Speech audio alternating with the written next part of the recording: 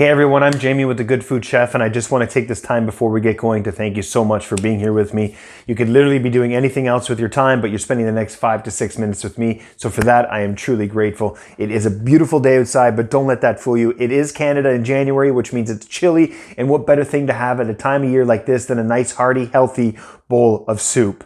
The best thing about this recipe is it's gluten-free, it's dairy-free, and it's gonna feed your whole family for under 15 bucks. If you hadn't already done so, hit the subscribe button, make sure you share the video and like, and I look forward to seeing more of you in the future. So let's get going.